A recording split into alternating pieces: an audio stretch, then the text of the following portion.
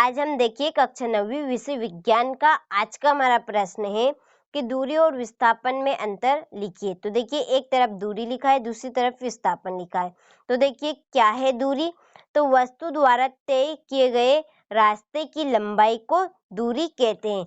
जैसे कि यहाँ पर ए बिंदु है, यहाँ से एक बस जा रही है, तो ए बिंदु है, यहाँ से ये बी बिंदु, तो यहाँ से जो यहाँ तक की जो दूरी है, दूरी यानी कि इस लंबाई, ये जो लंबाई है यहाँ से यहाँ तक की, किसकी, ए और बी बिंदु की, तो इस लंबाई को ही क्या कहते हैं, दूरी कहते हैं। तो कोई वस्तु किए गए, कोई वस्तु है, वहाँ वस्तु द्वारा जो तय किए गए रास्ते की जो लंबाई है उसे हम दूरी कहते हैं। विस्थापन किसे कहते हैं कि किसी निश्चित दिशा में गतिमान वस्तु की प्रारंभिक तथा अंतिम स्थिति के बीच की न्यूनतम दूरी को विस्थापन कहते हैं। न्यूनतम यानी कि कम दूरी, किन के बीच की, प्रारंभिक और अंतिम, किसके, गतिमान जो वस्तु। देखिए कोई वस्तु यहाँ से जा रही, यहाँ से यहाँ तक, इसके बाद उस यहाँ से यहाँ पे जा रही, ये सी बिंदु, तो प्रारंभिक हिस्सा कौन सा है, ये,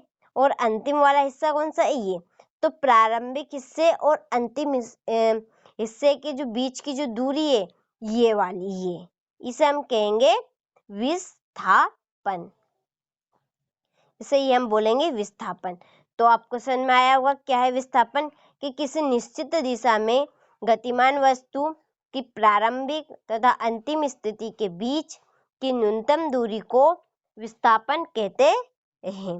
तो आप ये पहला पॉइंट हो चुका है। इसके बाद में देखिए जो दूरी है वह एक अदिश राशि है और विस्थापन एक सदिश राशि। दो प्रकार की राशि होती है, अदिश और सदिश, जिसमें से दूरी है वह अदिश है और विस्थापन है वह सदिश राशि है। तो देखिए चाल कभी भी ऋणात्मक नहीं होती है, चाल कभी भी ऋणात्मक नहीं होती, केवल धनात्मक होती है। तो इस तरह से आप लिख सकते हैं इसका पॉइंट कि दूरी का मान कभी भी ऋणात्मक नहीं हो सकता है, सदैव कैसा होगा, धनात्मक होता है। और विस्थापन का मान सदैव शून्य, ऋणात्मक या धनात्मक भी हो सकता है। इसके बाद में देखिए चौथा पॉइंट कि जो दूरी है वह वस्तु द्वारा तय किए गए रास्ते पर निर्भर करती है।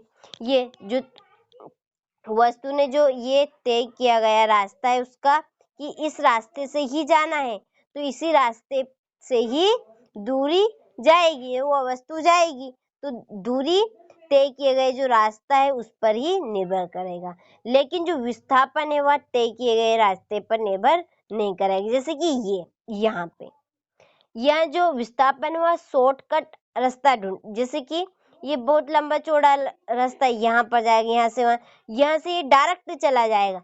तो विस्थापन जो तय किया गया रास्ता है वस्तु द्वारा उस पर निर्भर नहीं करता है। तो 4 पॉइंट हो चुके हैं यहाँ पर। देखिए पहला था कि दूरी वस्तु द्वारा तय किए गए रास्ते की लंबाई को हम दूरी कहेंगे।